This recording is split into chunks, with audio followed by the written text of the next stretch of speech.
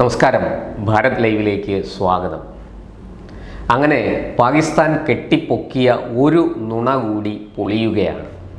മറ്റൊന്നുമല്ല, ഓപ്പറേഷൻ സിന്ദൂരിനിടയ്ക്ക് ഇന്ത്യയുടെ 3 റഫേൽ വിമാനങ്ങൾ ഞങ്ങൾ അടിച്ചിട്ടു എന്നാണ് പാക് പ്രധാനമന്ത്രി അടക്കമുള്ളവർ പറഞ്ഞത്. തൊട്ടു പിറ്റേ ദിവസം എണ്ണം 4 പിന്നീടത് 6 ഇന്ത്യയുടെ വ്യോമത്താവളം തകർത്തു. ഉധംപൂരിലെ വ്യോമത്താവളം ഞങ്ങൾ തകർത്തു. ഇന്ത്യയുടെ വ്യോമ പ്രതിരോധ സംവിധാനം, അതായത് S-400 എന്ന് പറയുന്ന നമ്മുടെ വ്യോമ പ്രതിരോധ സംവിധാനത്തെയും തകർത്തു എന്നായിരുന്നു പാകിസ്ഥാൻ്റെ വാദം. ആ അവകാശവാദം വെറും പൊള്ളയാണ് എന്ന് തൊട്ടടുത്ത ദിവസം തന്നെ വ്യക്തമായി. നമ്മുടെ പ്രധാനമന്ത്രി നരേന്ദ്രമോദി നേരെ ഉധംപൂരിലെത്തി ഈ S-400 എന്ന നമ്മുടെ വ്യോമ പ്രതിരോധ സംവിധാനത്തിൻ്റെ തൊട്ടു മുന്നിൽ നിന്ന് സൈനികരോടൊപ്പം നിന്ന് ഫോട്ടോ എടുത്ത് വീഡിയോ എടുത്ത് അദ്ദേഹം തൻ്റെ സമൂഹ മാധ്യമങ്ങളിലൂടെ അത് ലോകം മുഴുവനും പ്രചരിപ്പിച്ചു. ലോകത്ത് എല്ലാ ചാനലുകളും അത് സംപ്രേഷണം ചെയ്തു. അപ്പോൾ തന്നെ പാകിസ്ഥാൻ്റെ അവകാശവാദം വെറും പൊള്ളയാണ്, നുണയാണ് എന്ന് തെളിഞ്ഞു. ഇപ്പോഴിതാ അതിന് മറ്റൊരു തെളിവ് കൂടി ഉണ്ടാകാൻ പോവുകയാണ്. അത് മറ്റൊന്നുമല്ല, ഈ റഫേൽ വിമാനങ്ങൾ ഞങ്ങൾ 3 അടിച്ചിട്ടു, 4 അടിച്ചിട്ടു, 6 അടിച്ചിട്ടു എന്നൊക്കെ പറഞ്ഞിരുന്ന ആ നുണ ഇതാ പൊളിയുകയാണ്. അത് പൊളിക്കാൻ ഇന്ത്യയെ സഹായിക്കുന്നത് മറ്റാരുമല്ല, അമേരിക്കയാണ്. ഈ അമേരിക്കയും ഇന്ത്യയും കൂടി ചേർന്ന് ഒരു സൈനിക അഭ്യാസം നടത്താൻ പോവുകയാണ്. അത് സമീപ ദിവസങ്ങളിൽ തന്നെ അത് നടക്കും. കോപ്പ 25 എന്നാണ്, കോപ്പ ഇന്ത്യ 25 എന്നാണ് അതിന് പേരിട്ടിരിക്കുന്നത്. അത് അടുത്ത മാസം നടക്കും എന്നാണ്. ഈ ക്വാഡ് സഖ്യരാഷ്ട്രങ്ങളുടെ കൂടി നിരീക്ഷണത്തിലാണ് അത് നടക്കുക. അങ്ങനെയുള്ള ആ സൈനിക അഭ്യാസം, പ്രത്യേകിച്ചും അത് വ്യോമ സൈനിക അഭ്യാസമാണ്. അതായത് ഇന്ത്യൻ എയർഫോഴ്സും അമേരിക്കൻ എയർഫോഴ്സും ഒരുപോലെ അതിൽ പങ്കെടുക്കുന്നുണ്ട്. ആ സൈനിക അഭ്യാസത്തിൽ കോപ്പ ഇന്ത്യ 25 എന്ന് നമ്മൾ പേരിട്ടിരിക്കുന്ന ആ സൈനിക അഭ്യാസത്തിൽ ഈ പാകിസ്ഥാൻ തകർത്തു എന്ന് പറയുന്ന 3 റഫേലുകളും പങ്കെടുക്കും. അതിൻ്റെ വിശദാംശങ്ങൾ പുറത്തു വന്നിട്ടുണ്ട്. എന്തായാലും ഇക്കാര്യത്തിൽ ക്വാഡ് സഖ്യരാഷ്ട്രങ്ങളായ നമ്മുടെ ജപ്പാനും ഓസ്ട്രേലിയയുമാണ് നിരീക്ഷകരായി എത്തുന്നത്. രാജ്യാന്തര തലത്തിൽ തന്നെ വളരെ ശ്രദ്ധയോടെ വളരെ സൂക്ഷ്മമായി നിരീക്ഷിക്കപ്പെടുന്ന ഒരു സൈനിക അഭ്യാസമാണ് ഈ അടുത്ത മാസം അരങ്ങേറാൻ പോകുന്നത്.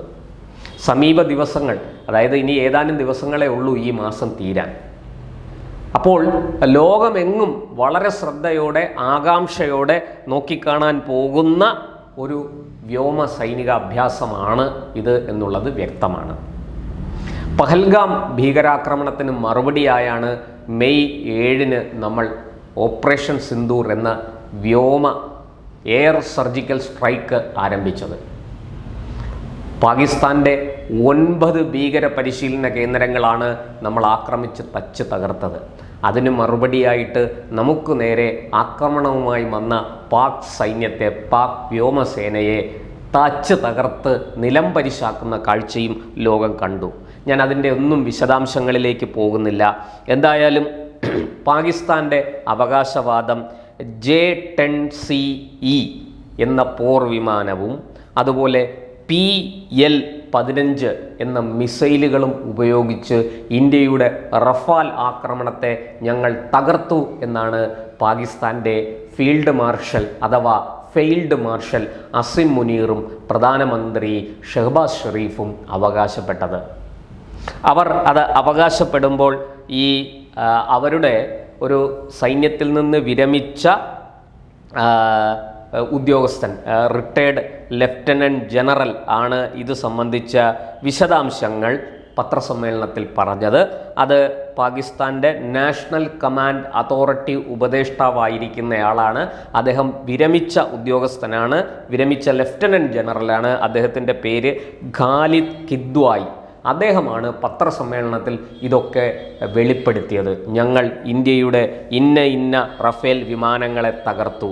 അതായത് പറയുന്നുണ്ട് BS-001, അതുപോലെ BS-021, BS-022, BS-027 എന്നീ ടൈലർ നമ്പറുകൾ ഉള്ള റഫേൽ വിമാനങ്ങളെയാണ് ഞങ്ങൾ തകർത്തത് എന്നാണ് അദ്ദേഹം പറഞ്ഞത്. ആദ്യം 3 പറഞ്ഞു, പിന്നീട് അത് 4ആയി, പിന്നീട് 6ലേക്ക് വരെ പോയി. പക്ഷേ ഇപ്പോൾ ഇതാ ഇന്ത്യ വെളിപ്പെടുത്തിയിരിക്കുന്നു, നടക്കാൻ പോകുന്ന അടുത്ത ദിവസങ്ങളിൽ നടക്കുന്ന കോപ്പ ഇന്ത്യ 25 എന്ന ഇന്ത്യ അമേരിക്ക സംയുക്ത സൈനികാഭ്യാസത്തിൽ ഈ വിമാനങ്ങളെല്ലാം പങ്കെടുക്കും. ഇന്ത്യക്ക് ആകെ 36 റഫേൽ വിമാനങ്ങളാണ് ഉള്ളതിപ്പോൾ. അത് നമ്മൾ നാവികസേനയ്ക്ക് വേണ്ടി വേറെ കുറേ വിമാനങ്ങൾ കൂടി ഓർഡർ ചെയ്തിട്ടുണ്ട്, അത് വന്നു ചേർന്നിട്ടില്ല. പക്ഷേ ഈ 36 വിമാനങ്ങളും ഇന്ത്യയുടെ കൈവശമുണ്ട്. അതിൽ ഒന്നിന് പോലും നഷ്ടം സംഭവിച്ചിട്ടില്ല. അവിടെ തകർന്നു വീണു എന്ന് പാകിസ്ഥാൻ പറയുന്നത് എന്താണ് എന്നുള്ളത് സൈനിക രഹസ്യമാണ്. അത് തൽക്കാലം പുറത്തുവിടാൻ ഉദ്ദേശിക്കുന്നില്ല എന്നാണ് ഇന്ത്യയുടെ ഔദ്യോഗിക ഭാഷ്യം. പക്ഷേ ഈ 36 വിമാനങ്ങളും നമ്മുടെ കൈവശമുണ്ട്. അതിൽ ഈ പറഞ്ഞ തകർത്തു എന്ന് പറയുന്ന വിമാനങ്ങളെല്ലാം ഈ സംയുക്ത സൈനികാഭ്യാസത്തിൽ പങ്കെടുക്കും. ഇതിനെ നിരീക്ഷിക്കാൻ ക്വാഡ് രാഷ്ട്രങ്ങളായ ജപ്പാനും ആസ്ട്രേലിയയും എത്തുന്നുണ്ട്. ലോകം മുഴുവനും ശ്രദ്ധയോടെ സൂക്ഷ്മമായി നിരീക്ഷിക്കുന്ന ഒരു വ്യോമ സൈനിക അഭ്യാസമാണ് കോപ്പ ഇന്ത്യ 25. അപ്പോൾ ഇത്തരം കാര്യങ്ങൾ വളരെ കൃത്യമായിട്ട് അന്ന് ഈ നമ്മുടെ പഹൽഗാം ഭീകരാക്രമണത്തെ തുടർന്ന് നമ്മൾ ഓപ്പറേഷൻ സിന്ദൂർ നടത്തുമ്പോൾ ശക്തമായി തിരിച്ചടിക്കാൻ ഒരുങ്ങിയ പാകിസ്ഥാൻ്റെ വ്യോമസേനയെ നമ്മൾ തകർത്ത് തരിപ്പണമാക്കി.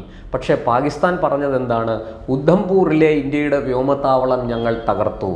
ഇന്ത്യയുടെ S-400 എന്ന് പറയുന്ന അതിവിശിഷ്ടമായ വ്യോമ പ്രതിരോധ സംവിധാനത്തെ ഞങ്ങൾ തകർത്തു.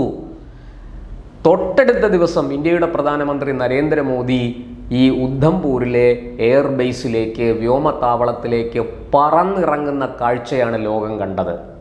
അവിടെ സൈനികരോടൊപ്പം ഇന്ത്യൻ സൈനികർക്ക് ആത്മവിശ്വാസം പകർന്നുകൊണ്ട് നമ്മുടെ പ്രധാനമന്ത്രി ഈ പാകിസ്ഥാൻ തകർത്തു എന്ന് പറയുന്ന S-400 വ്യോമ പ്രതിരോധ സംവിധാനത്തിൻ്റെയും സൈനികരുടെയും ഒപ്പം നിന്ന് ആ വ്യോമത്താവളത്തിൽ നിന്ന് എടുത്ത ചിത്രങ്ങൾ, വീഡിയോകൾ അദ്ദേഹം സമൂഹ മാധ്യമങ്ങളിലൂടെ പങ്കുവച്ചു. ലോകം മുഴുവനും കണ്ടു. പാകിസ്ഥാൻ നാണം കെട്ടു. ഒരു രാജ്യത്തിൻ്റെ പ്രധാനമന്ത്രി തന്നെ പറയുകയാണ് ഞങ്ങൾ അങ്ങനെ ചെയ്തു, ഞങ്ങൾ ഇങ്ങനെ ചെയ്തു എന്നൊക്കെ. തൊട്ടടുത്ത നിമിഷം അത് മുഴുവനും പൊളിയാണ്, നുണയാണ്, അത് പൊള്ളയായ അവകാശവാദങ്ങളാണെന്ന് തെളിയിക്കുന്ന ചിത്രങ്ങളും വീഡിയോ ദൃശ്യങ്ങളും പുറത്തു വരുന്നു.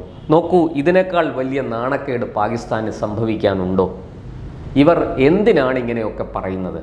ഇപ്പോഴിതാ ഇവർ അവകാശപ്പെട്ട ഈ ഇന്ത്യയുടെ തകർത്തു എന്നവർ പറയുന്ന റഫേൽ വിമാനങ്ങൾ ഒരു സംയുക്ത സൈനികാഭ്യാസം, അമേരിക്കയുമായിട്ട് ചേർന്നുള്ള സൈനികാഭ്യാസത്തിൽ പ്രദർശിപ്പിക്കാൻ പോകുന്നു, ഉപയോഗിക്കാൻ പോകുന്നു.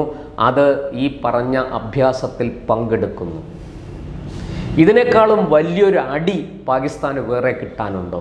നിരന്തരം നുണകൾ മാത്രം പറയുന്ന, തങ്ങളുടെ കഴിവുകേട് മറച്ചു വയ്ക്കാൻ വേണ്ടിയിട്ട് എന്ത് വിഡ്ഢിത്തരവും വിളിച്ചു പറയുന്ന ഒരു രാഷ്ട്രമായി, ഒരു ഭരണകൂടമായി പാകിസ്ഥാൻ എന്ന രാജ്യവും അവിടുത്തെ ഭരണാധികാരികളും മാറിയിരിക്കുന്നു.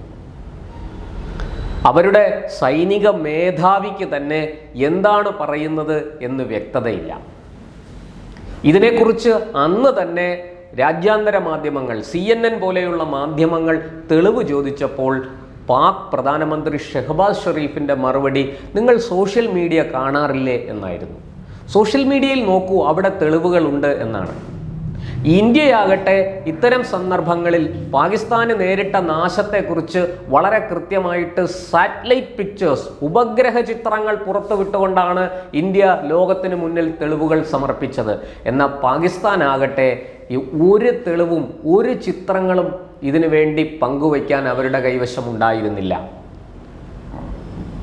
അവർ തകർത്തു എന്ന് പറയുന്ന ഇന്ത്യൻ വിമാനങ്ങളുടെ ഏതെങ്കിലും ഒരു കഷ്ണം പുറത്തുവിടാൻ ഇന്ത്യയുടെ വ്യോമസേനാ മേധാവി, നമ്മുടെ പ്രതിരോധ മന്ത്രി ഒക്കെ, രാജ്നാഥ് സിംഗ് ഒക്കെ അവരെ വെല്ലുവിളിച്ചു. പക്ഷേ പാകിസ്ഥാന് മറുപടിയില്ലായിരുന്നു. എന്നാൽ വീരവാദം മുഴക്കുന്നതിന് ഒരു മടിയുമില്ല. അതിങ്ങനെ നിരന്തരം ഗംഗാപ്രവാഹം പോലെ ഇങ്ങനെ നടത്തിക്കൊണ്ടിരിക്കുകയാണ്.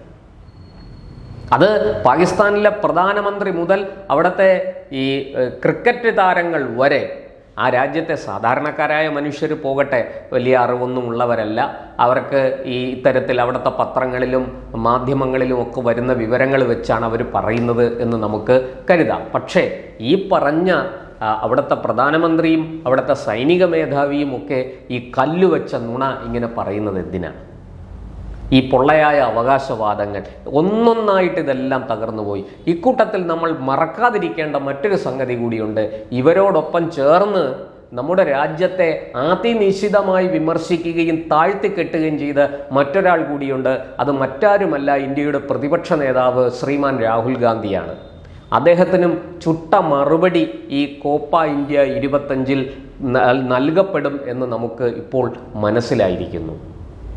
എന്തായാലും ഒരു കാര്യം വളരെ വ്യക്തമാണ്, ഇന്ത്യയുടെ ഒരു റഫേൽ വിമാനങ്ങളും നഷ്ടപ്പെട്ടിട്ടില്ല.